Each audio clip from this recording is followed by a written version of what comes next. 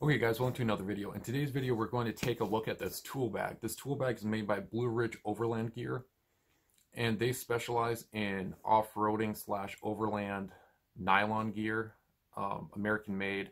I believe they're based out of Virginia. So I bought this tool bag about a year, 2 years ago, and pretty much what I wanted was a relatively compact yet durable tool bag that I could keep in my truck for both roadside emergencies, and then also because it doubles as a bug out vehicle. If I did need to bug out, at least I'd have a small supply of tools to tackle some problems, some issues. The other thing, if I'm out camping or in other remote places and I didn't need to fix my truck for some reason, even though it's fairly reliable, I wanted a small collection of tools. The other reason, to be frank and to be straight up and honest, is I have a lot of tools that were in my shop that were taking up space, and I had duplicates of tools. So I started culling those out, and I amassed a supply. So I was like, well, I might as well store these somewhere else instead of having tons of duplicates in my shop. So some of this stuff is going to be redundant and superfluous and overkill. But the thing is, my vehicle is kind of a beast of burden. Off camera, I weighed this. It weighs 20 pounds, so it's pretty dense. It's pretty heavy, but it's compact. And really 20 pounds for the vehicle that I drive is not that big of a deal. I would not want to carry this for extended periods of time. But as you'll see, it's fairly modular, so it's easy to reconfigure. And I know I get the comment that I ramble on too much, so I'm going to get into this bag, but this doesn't only have to be used for tools. This could make a really good survival kit platform to keep in your vehicle. It has a lot of uses. So the first thing I want to address, this tool bag, if you're a tradesman, if you're an electrician, plumber, computer tech, if you're looking for a tool bag, this is not for you. The durability, it's durable, but with the weight that I've seen, especially up near the handles, and it's going to be hard to see, I'm getting a lot of stress. I can see the stitching being stressed. So that's not to say this is low quality, but if you're going to be accessing this every day, it's not super convenient to access, and I wonder about the long-term durability. But again, it was designed for overlanders and off-roaders to keep in your vehicle, and just for people in general to be prepared to keep some tools in their vehicle. So I'll be honest, I've owned this a long time, but I haven't abused this. I'm not carrying it around with me every single day. So with that being said, aside from the dog hair that's collected on it, it's made out of, I believe, a 500 denier Cordura nylon, American made nylon. It is made in America. It has a Velcro or a hook and loop field here. It has the molly strips. It comes in at least black in this color. I got this color just because I thought the black contrasting with this tan color looked kind of cool. It's roughly 12 by 12 by, anywhere from 4 to 6, 7 inches. On this other side, what I like is it has this mesh compartment. If you were building a vehicle car survival kit, you could keep road maps in here, or you could keep some other flat object. But what I am doing is storing some gloves, because then that way they're easy to get to. So I have a pair of just leather gloves that haven't seen any use, and a pair of grip gloves that are insulated. So they're not full-on winter gloves, but they're a little insulated. But as you can see, this is probably 11 by 7. So you could keep road maps, or you could keep other booklets or pamphlets or something in there. This mesh here isn't your standard mesh. It's thick. It almost feels like wire, reinforced. It's really, really thick. And it, you might think tools and stuff might snag and it will rip. This is going to be really hard to rip. As you can feel, or as you can hear, it's really dense, it's really stiff. But because it's mesh, it's easy to see through. It uses Cordura nylon, it uses high quality nylon, and I believe YKK zippers. As you can see, it has these big zipper pulls, which I like. I mean, again, not needed, and you could always use a loop of paracord, but I like that they added them. They're easy to find, they're easy to grab onto and unzip.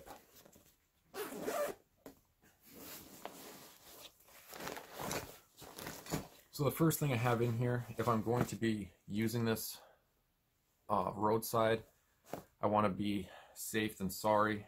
More safe than sorry. I might look like a geek, but I would throw the safety vest on if I was using this on the roadside with cars zipping past me at 70 miles an hour. And they're really cheap. Get one oversized because it doesn't matter what it looks like on you. And I like the ones with zippers. Okay, and this is like a XXX, and then that way it can fit over winter coats, hoodies, and stuff like that. So I think that's pretty important, and it doesn't really weigh anything. So what you have are 6 components, roughly 4 inches by 12, and what's cool is you can unvelcro them. They're kind of like a giant pencil pouch, and they have this clear vinyl that's reinforced with a grid pattern, and this is supposed to be so that you can see the contents within the pouch. What I found is it doesn't work that well, right? On camera and in person, it's really hard to tell what's in here, but it does look kind of cool. I'll give it that. And that's not a downside, that's just an observation I made, but it is really strong, durable material. I doubt any tool is going to puncture this, at least accidentally. I'm sure you could take a knife and cut through it. The other thing is this sits in my car, and super cold weather and super hot, and some types of vinyl or plastic will crack in cold weather. I literally just pulled this out of my truck, and all these pouches are really cold, yet they're still pliable. So I'm going to rip into the contents. This isn't what you should put in yours, it's just what I happen to put in mine. Maybe you'll get some ideas, or maybe you'll yell at me in the comments because I have too many tools or too many supplies. And like I said, this weighs 20 pounds, so it is kind of heavy. But then again, it's in a vehicle. And I'm not going to specifically go into why I have every single thing, but I have an assortment of zip ties, both 1-footers and 2-footers. I have some light sticks, some Siloon glow sticks, some Scotch brand electrical tape, a little hank of parachute line, and a set of feeler gauges. Okay, why might you ask? It's just because I had them laying around. In this one, I have a battery contact brush.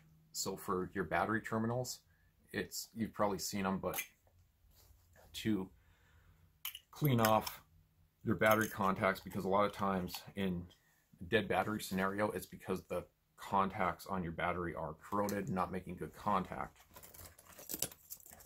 I have an assortment of pipe clamps. I have another bundle of 550 line.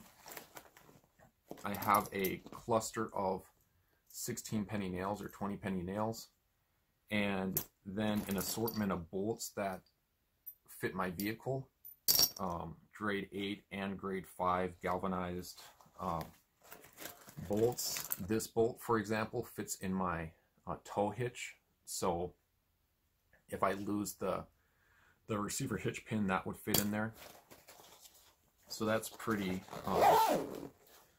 just some random hardware. And in this one, I have the #1 tool I'd recommend. This is a 10-inch adjustable wrench. Super old, made by Utica Tools, USA made. And I don't know the age of this, and you can see there's some surface rust on it, but it is the smoothest adjustable wrench that I have. It's super smooth and it's awesome.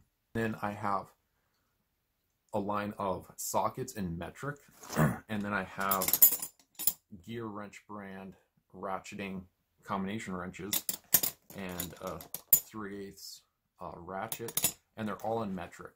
The reason why is because my car, along with most modern cars, use metric. Not to rant, but there's no reason to carry both, standard and metric. If your car uses metric, if you want to carry more wrenches and tools, or carry duplicates of metrics, because a lot of times if you need a 14 millimeter, then you might need a second 14 millimeter for the other side. Normally it's one size bigger or smaller. But I see a lot of people carrying both standard and metric. Figure out what your car uses. Some cars do indeed use both. The only way you'll find out is if you're doing some DIY projects on your vehicle. Just in your mind, remember what sizes you used, and if you find yourself only using metrics, then carry metrics. And the other thing is sometimes metrics can coincide, or sometimes metrics can be used for standard and vice versa. In this pocket, I have an assortment of pliers, linesman pliers, vice grips. These are baby diagonal cutters, which are handy. A pair of vice grips, and these are handy. And put some electrical tape so it wouldn't puncture because it has a sharp tip. But these are extended, bent, 45-degree needle nose pliers.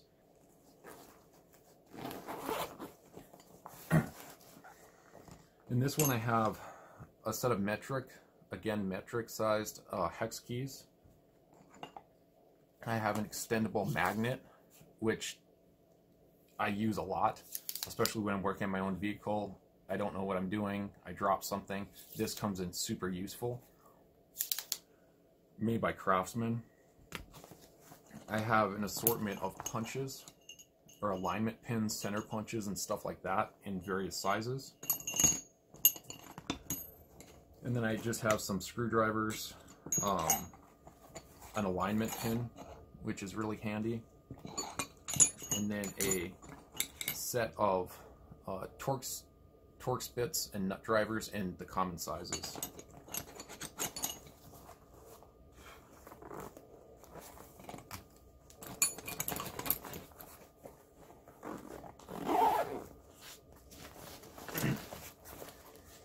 And then in this last pouch, I have some rebar tie wire. If you could only carry one fix-it item, or if you could only carry a few, I'd say duct tape, fix-it wire, or rebar tie wire, and epoxy or JB weld. With those three things, you can fix, so to speak, a lot of things. But that's like 12 gauge or 14 gauge wire. I have a bottle of adhesive sealant, black silicone. It is opened. The reason why is I needed to use this for something, and then I just figured might as well throw it in this kit. This is called rescue tape, and it's orange, and it's a silicone. It's a super strong.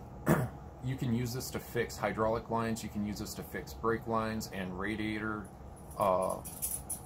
lines. If you get a puncture or crack, you can wrap a section of this over and then heat it up, and it fuses together, waterproof and rated to like lots of PSI. So I've used this to fix garden hoses and to repair some automotive lines, and it's not a surefire way of fixing it, but it'll at least hold until you get it, replaced the right way. I have a bundle of picture hanging wire, and this is handy for, and actually it's really thin gauge, it's really springy, and what I found I can use this for is to fish bolts, which means you would slide this through a hole, wrap it around a bolt, and then that way you fish it back through. And you can also use this to tie with or secure things, and you can see how springy it is. I have just a package of epoxy. I could take this out of the packaging, but I figure why? So that's Gorilla brand clear epoxy, 5-minute epoxy. And then in this bag here, I have some JB Weld, some super glue, and some chapstick. I don't know why I have the chapstick, but I have the Loctite weld, so it's the same as JB Weld, and then I have super glue. And I have all those sealed in a plastic bag because then if they do leak, they don't get everywhere. And they, you know, just inspecting this kit, they haven't leaked so far. And that's the other thing I wanted to talk about for a second. The reason I'm making this video is because I wanted to inspect the gear. Every 6 months or 9 months, I like to go through what I have in my vehicle, look to see if anything's expired, broken, leaked, or just otherwise rendered useless. And I kind of recommend you do the same. Every 3 months might be a little extreme, every year might be too long, you know, but only you can decide what the right routine is. Okay guys, so that was the kit. To some it's a little overkill, to others it's not enough. Like I said, I did plan what I put in here to a point, and then at the same time there was some extra space, so I threw in some extra tools. I want to address the quality of the tools. I'm kind of a tool whore. When it comes to tools, I like high quality tools. And some of the tools in here are of lower quality. They're cheaper tools. For a few reasons. Number one, I barely access this kit because I drive a pretty reliable vehicle. I keep it well maintained, so it doesn't have a lot of problems. But the other reason is because the first tools I bought, I only had so much money, so I bought lower end tools. And then through the years, I bought higher end tools. So those extras, those lower end tools I put in this kit. Many people will say that's the wrong philosophy. You know, you want the highest of the highest quality. Well, if you have $2,000 to spend, you know, go take a visit to the Snap-on truck and, you know, go crazy. There's a fine line between, I've used really cheap tools with good success. Other tools, I can't stand the cheap, inexpensive tools, and only you can make that decision. The other thing is keep some basics, but at the same time, like, you don't need all this super specialized equipment, depending on who you are.